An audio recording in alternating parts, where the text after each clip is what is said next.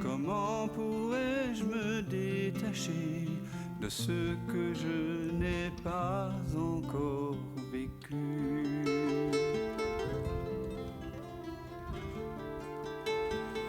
Oui, Alexandre. J'aimerais partager quelque chose. Oui. C'était assez marrant l'expérience que j'ai faite parce que il y a un moment j'entendais plus ce que tu me disais. Tant mieux. Et c'était mon cœur qui l'entendait et ça s'ouvrait. Et j'écoutais pas du tout les paroles que tu disais, je savais pas du tout ce que ça voulait dire. Et ça s'ouvrait, mais il y a un moment, ça se referme et ça se serre. Et c'était comme s'il y a un endroit en moi qui n'avait pas lâché prise en fait. Je vois qu'il y a de l'ouverture, je vois qu'il y a de la joie. Il y a même un moment de percevoir. Alors je me suis dit au début, oui, mais quand même, si j'entends quelque chose, c'est qu'il y a quelqu'un qui est là. Alors après, je me suis dit, ok, c'est pas mes oreilles. Alors est-ce que c'est mes sens, c'est mon conduit auditif? Je me suis dit, ouais, il y a quand même quelque chose qui perçoit une vibration qui touche mes conduits auditifs et qui fait que je le perçois.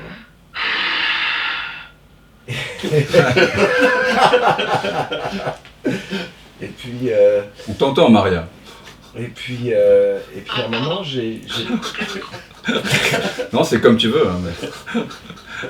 Il y a un moment, en effet, je percevais cet endroit où je me suis dit, c'est qui écoute? Oui, ah.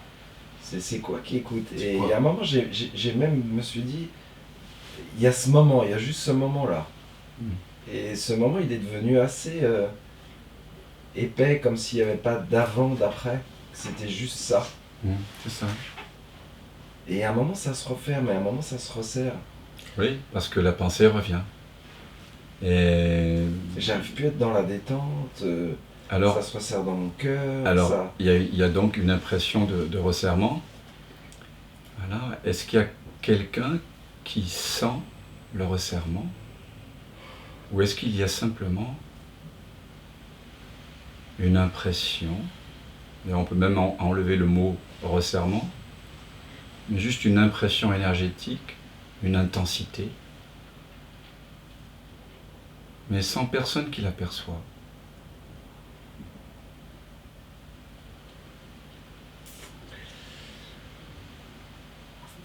Ouais, elle est englobée dans quelque chose de plus vaste, ce que je perçois. Ok, mais sans personne pour percevoir. Juste, tu es conscient de ces sensations, de ces images. Ouais. Elles apparaissent à combien de distance de la conscience qui en a conscience?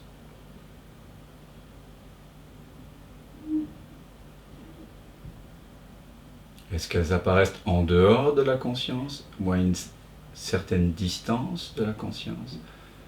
Ou est-ce que toutes les sensations que tu décris là, les perceptions, surgissent à 0 centimètre de la conscience qui en a conscience?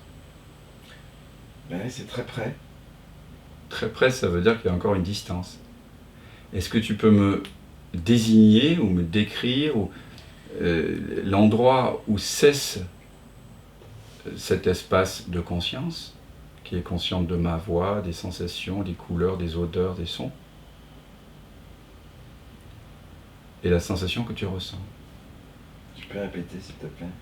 Est-ce que tu peux trouver une frontière entre cela qui est conscient, des sons, des odeurs, des goûts, et de ces sensations en l'occurrence, et des sensations? Je comprends pas.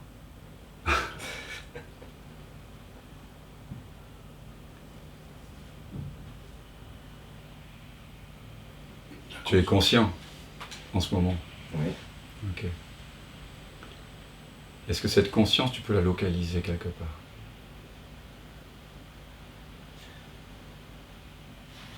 Tu peux imaginer. La conscience, elle est dans ce que je suis conscient de ressentir ici, c'est-à-dire ce resserrement. Mais la conscience est plus vaste que ce qu'elle ressent. La conscience, c'est... Cela qui a conscience du resserrement n'est pas resserré.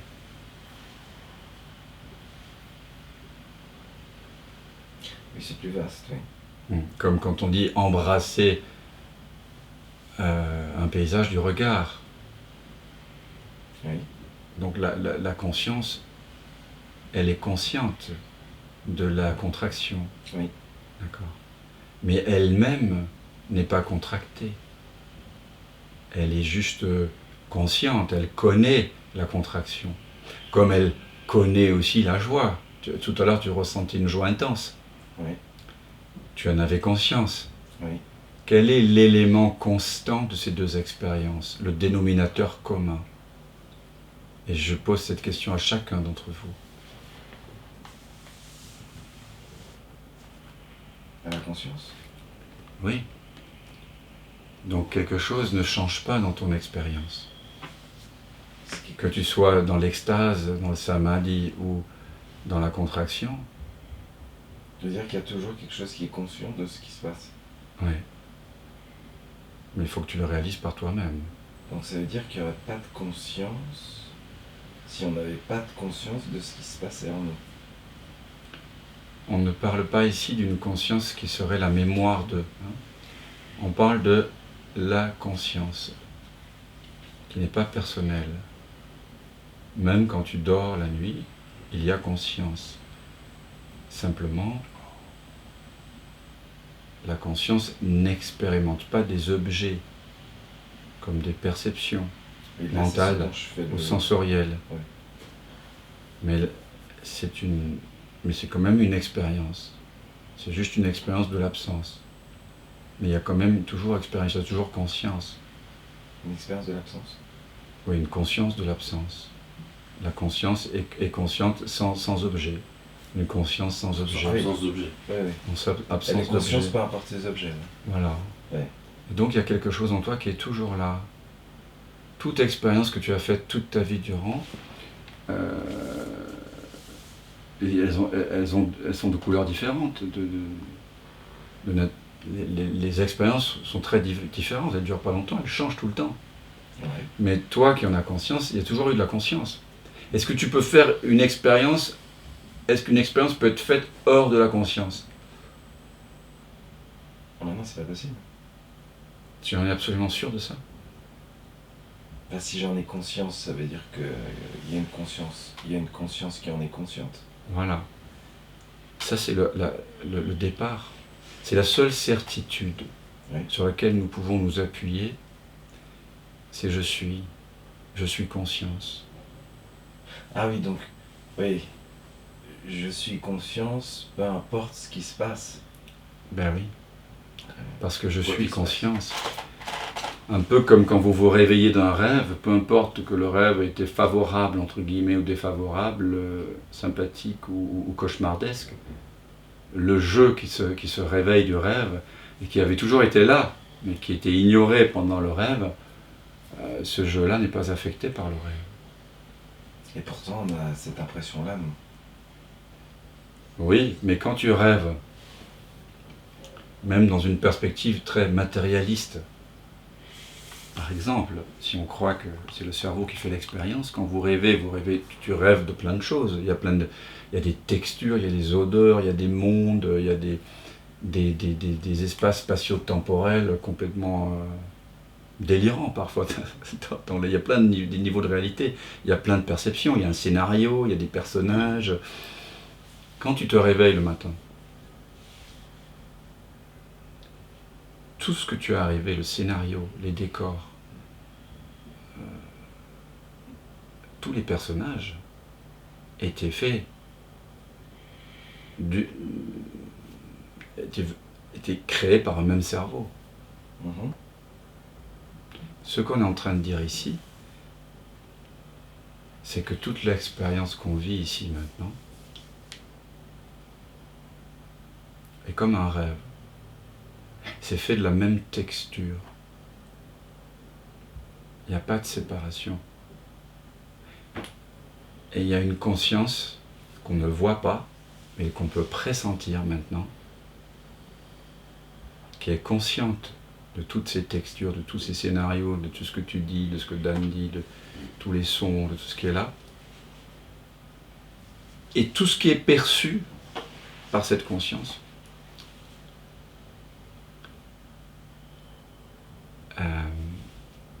est cette conscience en mouvement, est fait de cette conscience. Comme toutes les vagues à la surface de l'océan sont faites de l'océan. Il n'y a pas de séparation entre la vague et l'océan. Ok, donc comment je fais moi dans mon expérience de tous les jours pour un moment me dire que si je suis trop collé aux objets de ma conscience? Tu dois déjà reconnaître, c'est pour ça que tu viens en satsang, pour reconnaître que cette identification n'est pas réelle.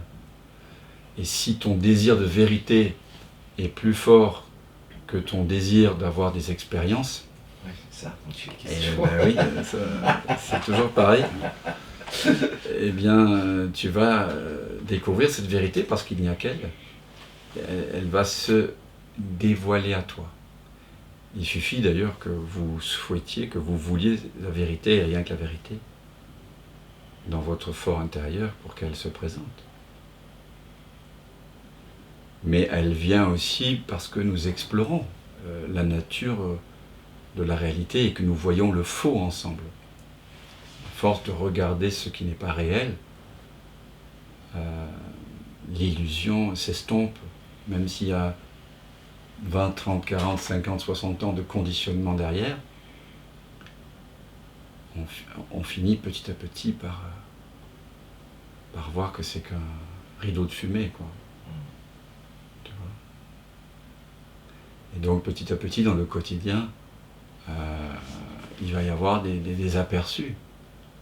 Tu vas voir que toi et l'autre, vous êtes tous les deux en train de discuter, puis tout d'un coup tu vas voir comme ici entre toi et moi, tu es la conscience, et je suis la conscience, nous sommes la conscience, qui laisse apparaître, qui joue à être Dan et Alexandre, tu vois, comme dans un rêve, comme dans un rêve lucide, la nuit, lorsque tu sais que tu es en train de rêver, et que donc tous les personnages, toutes les perceptions sont faits de la même conscience, qui se trouve dans le lit. Si on a une vision matérialiste de croire que la conscience ultimement se trouve dans un cerveau. Et ici, on monte d'un cran la métaphore. Et tout ça, ça part de l'intuition que tu es conscient. Tu dois revenir à cette conscience qui est réelle. Tu dois pouvoir, à chaque instant de ta vie, te souvenir qu'il y a quelque chose de plus réel que le son que tu es en train d'entendre, la sensation que tu es en train de sentir, que ce soit une contraction ou une sensation d'expansion, agréable ou désagréable. Ça passe, ça change, c'est la vague, c'est la forme que l'eau, le mouvement de l'eau dans l'instant. Mais moi, je suis fait d'eau, je suis fait de conscience. Donc il y a ce rappel à faire dans le quotidien et que nous faisons ici ensemble. Nous nous rappelons à ce qui est réel. Et ce que j'appelle réel, c'est ce qui est toujours vrai. Il y a toujours conscience. Tu vois ? Je vois que dans mon expérience, surtout quand je vis des émotions fortes et quand je reviens à la conscience, je vois que je suis plus du tout pris et c'est plus du tout la même histoire que j'avais. L'histoire déjà, elle est... Oui. Et ça fait une espèce de clarté où je suis plus du tout pris en fait par l'histoire. C'est ça. Néanmoins, le Dalai Lama racontait une histoire intéressante. Il disait à son maître, il disait oui mais quand même maître, l'illusion elle est forte quand même. Le samsara il est fort. C'est la conscience qui est en train de, lorsque tu dis ça, qui est en train de s'auto-halluciner elle-même, hein, à travers toi.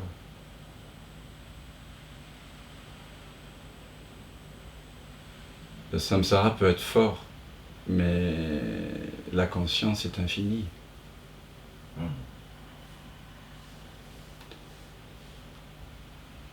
Donc c'est parfois simple d'oublier cette conscience. Oui. Mais c'est aussi simple de s'en souvenir. sans la mémoire.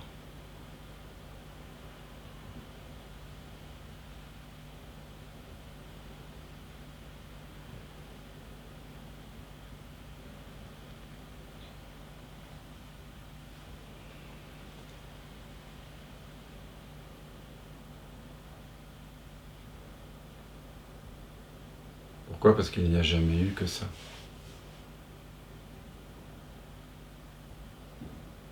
Toutes les perceptions que nous avons vécues, toutes les expériences que nous avons eues, nous en avons été conscientes. Le seul élément réel de toute expérience, c'est la conscience. C'est la base. Oui. Mais c'est pas seulement la base, c'est qu'il n'y a que ça.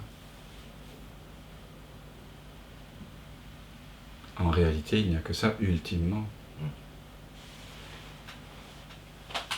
C'est pour ça que le miracle, c'est pas qu'un jour la conscience est émergée de l'univers, de la matière, comme veulent nous le faire croire les scientifiques de la secte matérialiste, qui cherchent la matière depuis 2000 ans et qui n'ont jamais trouvé. Non, le miracle infini, c'est que l'univers émerge de la conscience. Pas de ma conscience, mais de la conscience ici, maintenant. Les couleurs, les formes, les odeurs, les goûts, les sons, les pensées, tout ça, ça émerge et ça apparaît, ça disparaît en vous, ici, maintenant. Mais vous, la conscience, vous êtes omniprésent. Les formes que nous prenons sont impermanentes, changent. Mais le sans forme que je suis essentiellement ne cesse jamais d'être ce sans forme. Quelles que puissent être les formes que l'eau peut prendre, elle demeure de l'eau. Elle est inaffectée. Donc vous pouvez réaliser cette paix que vous êtes. L'écran au cinéma ne saigne pas lorsqu'un personnage dans le film saigne.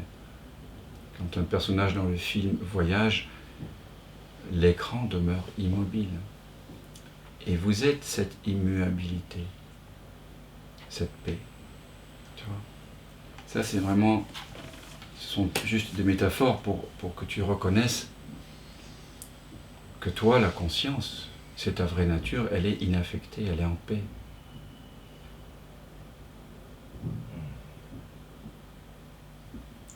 Comme disait Ramana Maharshi, la seule chose qui vous empêche d'être réalisé, de réaliser, c'est de la pensée que vous croyez que vous n'êtes pas déjà réalisé. En fait, il n'y a même pas d'éveil, en réalité, il n'y a même pas de réalisation. Ça a toujours été là, en fait.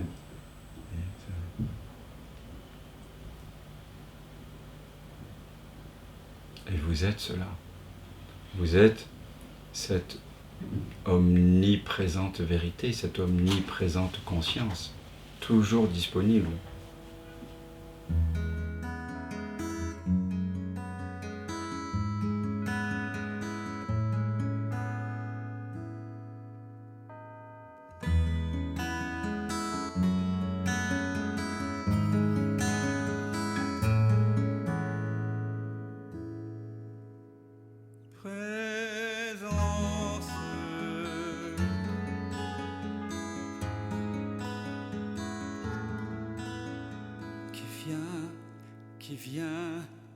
Qui vient de l'absence,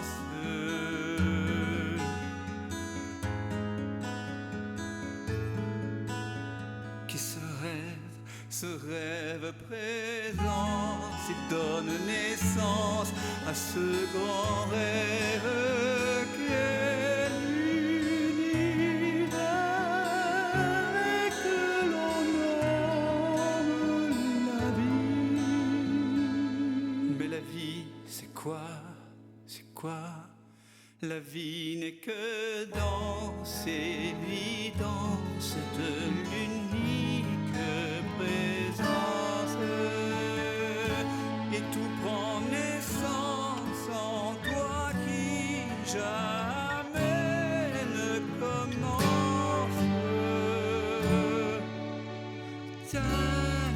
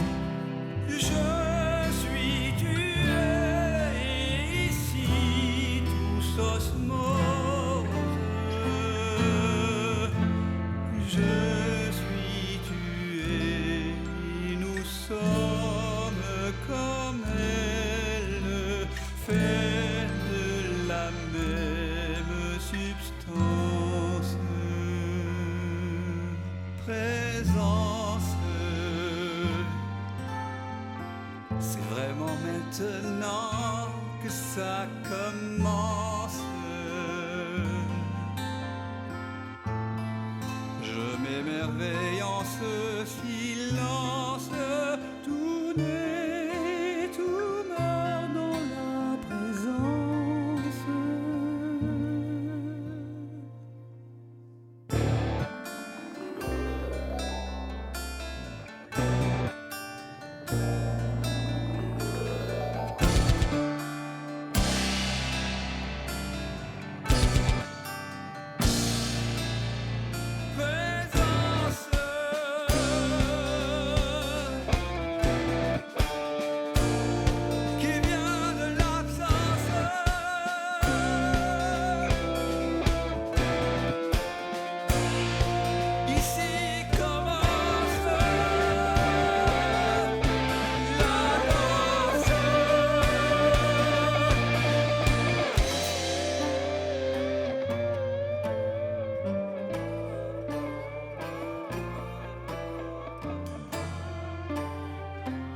J'ai tant cogné à ta porte pour te connaître, vérité.